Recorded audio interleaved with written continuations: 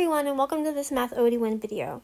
In the previous video, I talked about how to subtract signed numbers, and I advocated the best way to remember how to do that is to remember that minus a negative is the same as plus a positive.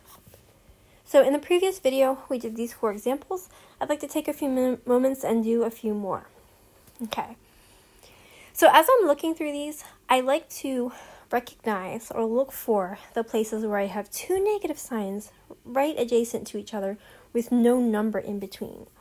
So take a minute, pause this video, and circle, underline, or highlight, or even if you just have a little piece of scrap paper in front of you, just write down the numbers of the problems that have 2 negative signs in them without any numbers in between. Okay, if you said number 3, number 4, and number 5, then you were correct. So you have 2 negatives here, 2 negatives here, and 2 negatives here. And as you can see, all that's separating those 2 negative signs is a parenthesis, which is just a grouping symbol, right? It's not a number, okay? So these are the 3 problems where we're really going to have to change something around. We're going to have to change the minus a negative. So remember, minus a negative is the same as plus a positive. So these become plus, plus, plus, okay? So this becomes negative 3 plus 5. This becomes 3 plus 3. This becomes negative 4 plus 7, okay? And if you're confused about why minus a negative is actually the same as plus a positive or becomes that, I explained it in more depth in the last video, but basically, you can think about it as subtracting somebody's debt. If I pay off your debt, for example, again, if you have a $150,000 mortgage and I pay it off for you, I've essentially given you $150,000. If you still owe $5,000 on your car payments and I pay off that principal for you, I've given you $5,000. So taking away or subtracting someone's debt is the same as giving them money. So let's go back to these problems. So now we have negative 3 plus 5. Again, remember from the previous videos, you have those 4 different methods that you can use. You can use the SSSDDD method, right? You can think about a number line. You can think about doing the signed chips method, where you draw a plus or a minus for each positive or negative number. And what was the 4th one? Golly day, I don't remember.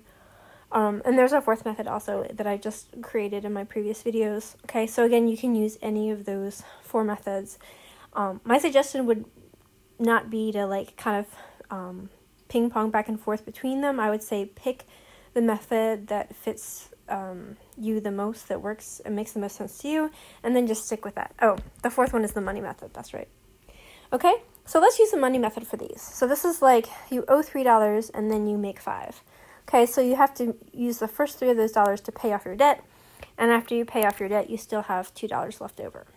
Okay, 3 plus 3, this is like you have $3, then you get 3 more, that gives you 6. Here you owe $4, but then you earn 7, so the first 4 of those $7 goes to paying off your debt, but then you still have $3 left over to do whatever you want with. All right, let's go back to the first 2 problems. Again, if you want to, you can do the keep, where you keep this first term, and then you change the minus into a plus, and then you change the sign of the negative. So negative 4 minus 3 is exactly the same as negative 4 plus negative 3. And if you think back to this method, they have these same signs. So that gives you negative 7. Okay? And I apologize, I'm not writing at the top. My screen doesn't let me write up there. Okay. Same thing here. If I wanted to, I could keep the 4, change this to an addition, and then make the 7 negative. Okay.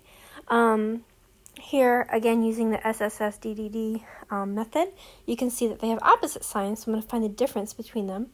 Right, so the difference between them is 3. And then I say, okay, the larger of the 2 is 7, and 7 is negative, therefore the final answer must also be negative, which is negative 3. Okay, so I'm going to stop this video here, and then I'll probably do one more video with the last 3 examples as well to help you understand this better.